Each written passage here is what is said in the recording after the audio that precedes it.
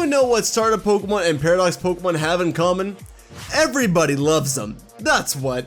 But what if we made starter Pokemon into Paradox Pokemon? How much would people love those? Well, that's what my friend Amalriart tried to do with this Paradox starter Pokemon. 3 Kanto future Pokemon, 3 Kanto past Pokemon, they all look amazing, and he just did this for me, man. He sent it to me. I'm really grateful, really thankful, and I think you guys are gonna love what he created, so be sure to check him out down in the description down below. He's been really eager to see this on screen, so let's not disappoint him, get right to it, and show off the very first past Paradox Pokemon, Rocky Plates. Here we got Paradox Venusaur, or past Venusaur, and my god, this thing is looking like a Stegosaurus for real. It's a very unique take on Venusaur. Instead of the flower blooming or anything, it's kind of been split and it's going down its back, and its tail has completely transformed and turned into more of like a weapon. It looks a lot darker and more menacing. But despite looking this dark, it is actually a grass and rock type Pokemon. Taking a look at its dex entry, it says that scientists studied the strange aggressive behavior of this monster and its resemblance to modern day Venusaur. They used the powerful rock spikes on their tail to attack any opponent. Its shiny colors are a darker version of shiny Venusaur, just like how regular Rocky Plates is just a darker version of Venusaur.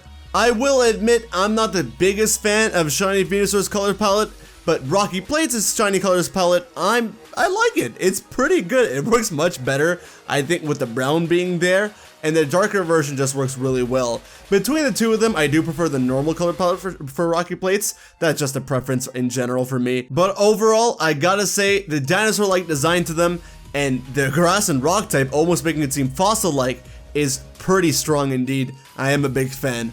Speaking of fan, for the future form of Bulbasaur, here we have Iron Vacuum. Yes, that's right, all the final forms will be past Pokemon. All the future forms will be like the baby form or the starter form or the basic form, you know what I'm talking about? We'll talk about more about why that is in a bit. But yeah, I think Amalriart was very creative with all the future forms. Iron Vacuum here is a unique take on Bulbasaur's bulb.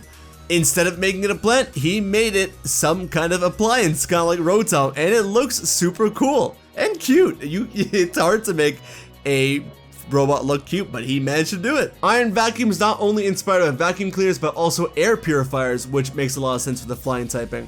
Its Pokedex entry reads as the following: created with the intention of avoiding pollution, Iron Vacuum has the ability to absorb large toxic clouds and store them in its iron bulb to transform into oxygen. These futuristic creatures are able to float by the Earth's magnetic influence. Oh yeah, I forgot to mention, I was hyping up Amalriart too much. It's a grass and flying type Pokemon, so almost like a parallel to Rocky Plates is grass and rock typing. Iron Vacuum, being a future Paradox Pokemon, of course does come with a Chroma Silver shiny form, but with the green, I think this is a pretty good shiny palette, not gonna lie. It almost seems like Green Goblin, for something like Green Goblin would use, something like that. I don't know. It has a really futuristic but toxic vibe to it, which is the opposite of what Iron Vacuum is meant to be, and I think that makes it contradictory, but in a complimentary way, if that makes any sense at all. Moving on to the fire types, everyone's favorite Pokemon, Charizard. We got the past version called Burning Crest, a fire and dragon type Pokemon, of course. I know none of you expected Charizard to go on all fours, but I think that's what makes it feel like a past design, because you expect Charizard to be up on 2 and have wings. But this, it doesn't have that at all. In fact, it looks more dragon-like if anything. And it does look a lot more prehistoric. I think the take is really, really interesting. And I'm all for something different. As long as it works, of course. And this, Burning Crest, it definitely works for Burning Crest. Burning Crest is actually inspired by the Dimetrodon, a Charizard clone, and also Greymon, which is probably where the stripes come from. We could use a little bit of Digimon in there, no problem. A lot of Pokemon become like Digimon anyways. Burning Crest behavior poses a danger to any species close to it.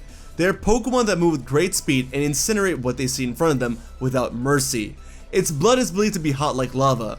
This primitive ancestor prefers to live in places with a high incidence of wind, such as the top of the mountains, being able to cool down to rest. I love this dex description. I absolutely love it. You can tell what kind of Pokemon it is. Amalriart went crazy with this, and he went crazy with the shiny form too. I think the shiny outclasses the normal form here because the black and the blue is classic, of course, but on top of that, you have the fire, the burning orange in the back that makes it really pop out and look so strong and intimidating. Charizard fans, I don't think you'd be disappointed at all if we had this in the games, and I think you're gonna feel the same way about the Charmander form coming up right now. Here we have Iron Thermo. It is such a unique design for a Paradox Pokemon, especially Charmander. It is a fire and ice type Pokemon, of course, because it is a thermometer. It can tell the heat or the cold. I think this is brilliant. It is not something you'd expect. The way he thought about future Paradox Pokemon, I think it's so cool. It's not the way you expect it to be, and the reason why they're all baby Pokemon for the future ones is because it's kind of like they evolve so much where they're so strong in this form that they don't need to evolve any further. Iron Thermo is not only inspired by thermometers, but also heaters and air conditioners, which again makes sense with the cooling and heating aspects. Iron Thermo's dex entry says that scientists have developed a mysterious monster capable of bringing the perfect climate to spaces without the use of electricity. Iron Thermo becomes an ally of any health issues, being able to measure the temperature of other beings instantly. Hey, unlike other future or Paradox Pokemon, this guy seems to be a champ. He seems to be friendly. He seems to be doing this thing to support anybody and everybody. I love it. You don't think of Paradox Pokemon like that. You don't think of Paradox Pokemon as helpful or cute or anything like that or anything, you know? You just think of them as monsters that can destroy. Even in the games when they thought, Iron Bundle was gonna be cute, it ended up trying to destroy them, so... Hey, I kind of like this. I really do. It's really fresh. It's really unique. I'm a big fan. Iron Thermo, being a future Paradox Pokemon, of course, still has the Chroma Shiny palette. And for this one, I don't think the Chroma works all too well because of the blue and the orange. It's not the same. It's not the same at all. It does look a lot more robotic, but that's just what you get being a future Paradox Pokemon.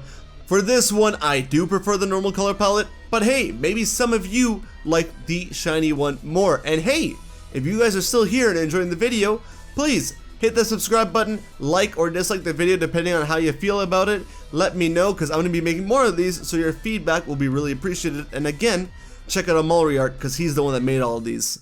Moving on to the final two Paradox Pokemon, we have, of course, my boy Blastoise turning in to a Hydra-like turtle, Frozen Jaws, the water and ice type Paradox Blastoise. This is not at all what I expected for a past form Blastoise, but to be honest, I don't know what I expected, because Blastoise with the cannons on its back, it already kind of looks a little bit more futuristic, but not really. It's a good mix of both the past and the future as a Pokemon, I feel. So, but removing the cannons and taking that into something else, I don't know how you would have done it, but Amolri did it so well, making a water and ice type. He's just got a big ice pillar on its back, and instead of cannons, you got two different heads. It's supposed to be based off the Neolamia, Hydros, and the Ice Age, and its dex entry reads as the following. The two side heads of this monsters obey the commands of the front head. They're mysterious beings that inhabited an Ice Age remote from the Earth, absorbing the extreme cold to harden the carapace. They launch powerful ice beams from the primitive cannon of the carapace. It is believed that the adjacent heads gave way to the current Blastoise cannons.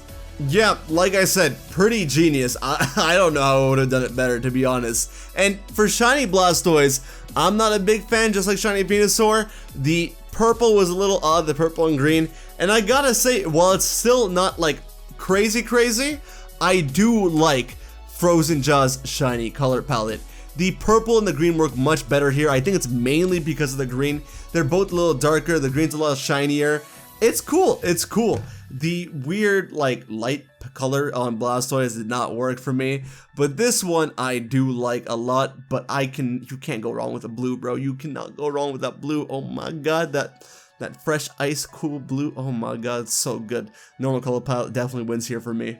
And finally, if you ever want Blastoise to be a water steel type, have no fear, because Iron Bubbles is here as a water and steel type Pokemon. That's right, even as a robot, Squirtle maintains a cute, happy, smiley look. Look at that thing, bro. It's the cutest one between the 3 no questions asked. It looks so cool, and even its little shell. Oh my god, I really love it. I really love this one, if you couldn't tell. This is so cute, and I just love the little blue around its shell and its tail. Oh my god. Being like a bubble blower, I think it's a genius thing. The bubble blower toys, we all know them, we all love them. It works really well. Iron Bubbles is a small being created from old Squirtle shell molds to help with the entertainment of children. They are programmed to be harmless to humans, making them ideal partners in children's entertainment. They create tough bubbles of all sizes and colors from their tail, and can project holograms directly from their visor. That is so cool, bro. I absolutely love it, and though I know for a fact, though they're like programmed to be harmless to humans or whatever, these space stat totals must be crazy high, because they're Paradox Pokemon, of course. I didn't even expect the visor to be anything. I just thought it was like the normal robot look. But the fact that it's actually incorporated into its design, I think it's great. I think it's absolutely great. It's one of the cuter ones. I absolutely love it. The chroma on this, I do think works. I think it works better than it does on Iron Thermo for sure. It's mainly because the blue's popping out really nice. The blue and it's just blue and silver, right? It works out really well. But you know me, I can't go wrong with blue and blue, bro. The regular Iron Bubbles, that thing is cute. It's just like Squirtle. It's happy. It's the same amount of happiness, if not happier. It looks super cute. I love it. I love the colors. I love everything about it. Absolutely adore it. And yeah, those are the 6 Paradox Pokemon of the Kanto starters. Thank you to Amalri Art for sending them to me. Guys, be sure to check them out once again. We will do this again for the Johto Pokemon if you guys are interested, so please let me know down below. Thank you all so much for watching. Take care of yourselves. Have a wonderful day, and I'll see you over on the next video, alright? Bye!